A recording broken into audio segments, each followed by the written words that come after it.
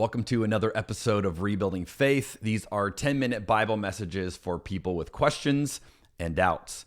Today we're beginning John chapter 11. We're going to ask the question, what do we do when Jesus doesn't seem to make sense? And on top of that, when Jesus takes too long to give us an explanation, when Jesus takes too long to even show up. Perhaps you've been there before, and we're going to see that we're not the only ones who have felt this with Jesus, that there were people in his day that felt the exact same thing even when he was around. And so we're going to explore the implications of this in a powerful story today and see what it might mean for us as well. This is John chapter 11, beginning in verse 1. A man named Lazarus was sick. He lived in Bethany with his sisters, Mary and Martha. This is the Mary who later poured perfume, the expensive perfume, on the Lord's feet and wiped them with her hair. Her brother Lazarus was sick. So the two sisters sent a message to Jesus telling him, "Lord, your dear friend is very sick."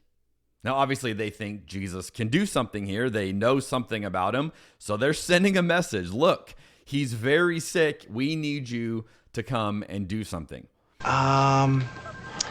I'm going to need you to go ahead and come in tomorrow. Now, I recently noticed a detail in this story that I have never noticed before.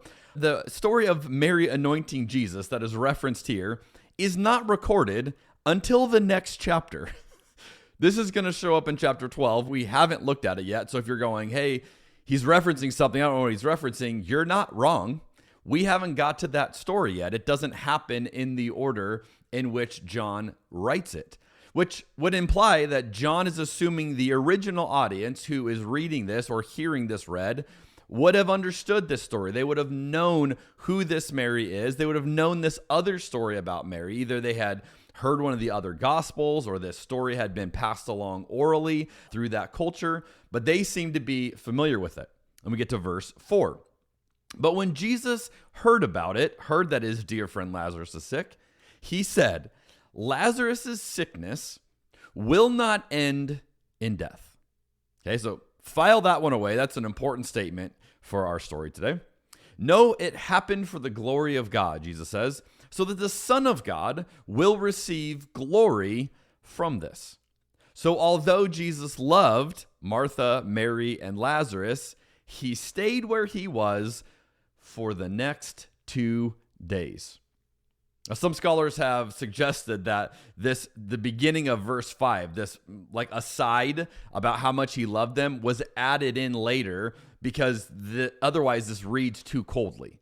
Like Jesus has these people and he seems to have a relationship with them, but he doesn't come when they need him. He doesn't go to his friend when he's sick. He waits intentionally 2 more days.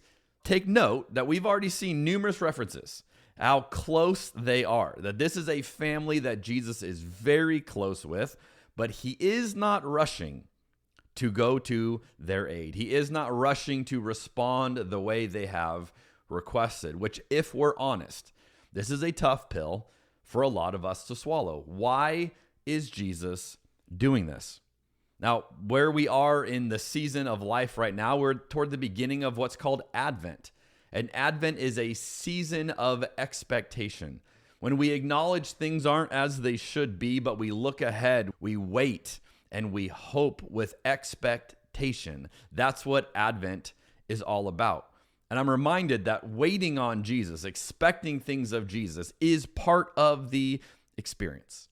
It was part of the experience for them, and it's part of the experience for us today as we celebrate with Christians around the world this time of year.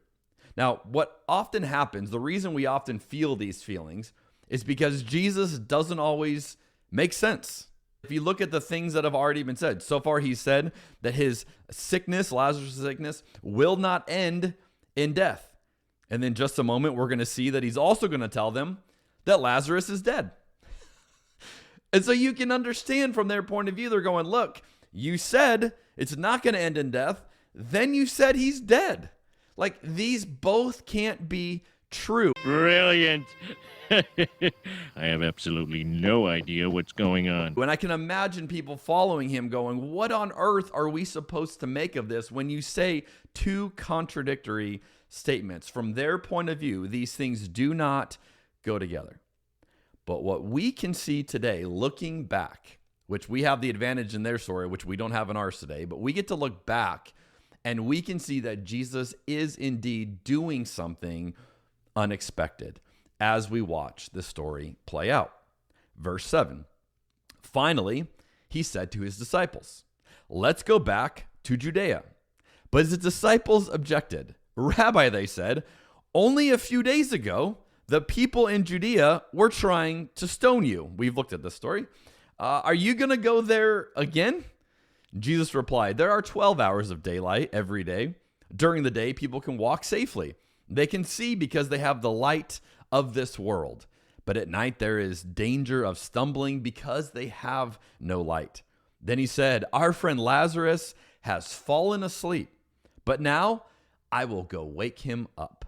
The disciples said, Lord, if he is sleeping, he will soon get better. They thought Jesus meant Lazarus was simply sleeping, but Jesus meant Lazarus had died.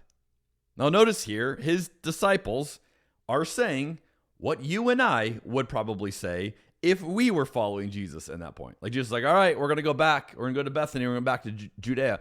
And they're probably like, do you remember like a couple days ago, they all tried to kill you there and somehow you got away.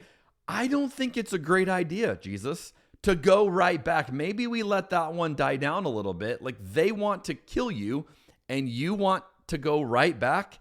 And this is why when they hear Jesus talk about Lazarus being asleep, they're so on board with this idea. Like, yeah, oh, that's great to hear, Jesus. Because if he's asleep, then he's going to feel better when he wakes up. He probably just needs a good nap. And you can just sense them out of their own fear trying to say why there's no need now. If he's just asleep, there's no need for Jesus to go and put all of them in danger to go back to this area.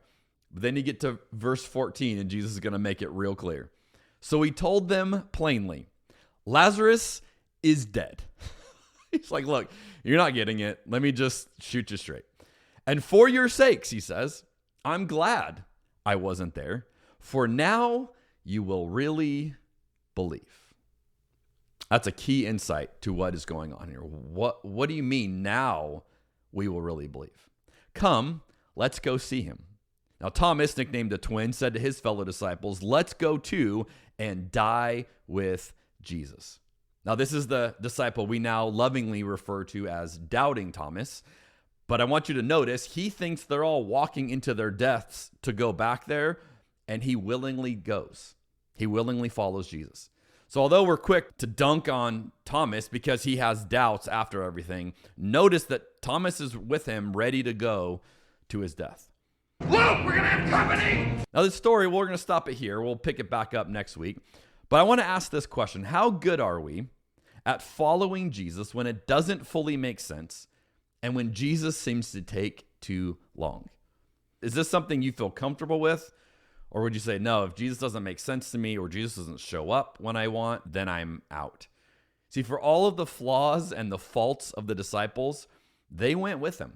They were with him. And it's only in hindsight that we can figure out what Jesus was doing. Now, here's what I want to close with. There is a tradition in Judaism that's still around today where they believe that when a person died, their soul would hover above the body for 3 days. And during those 3 days, they believed resurrection was possible. So Jesus arrives into this area on the 4th day. And this explains why, after hearing that Lazarus was sick, after figuring out where they are in the timeline, he intentionally stays 2 days later. Because Jesus is not just trying to arrive after Lazarus' death. He's trying to arrive after they believe resurrection is no longer possible. They would have held out hope until day 3. When day 4 comes around, they're all moving on. And on day 4, Jesus shows up. And we'll look at that story next week. But I believe that this was an example of Jesus defying their expectations. And I believe Jesus is still doing this today, even when it doesn't make sense to us, and even when he takes too long. I'll see you next week on Rebuilding Faith.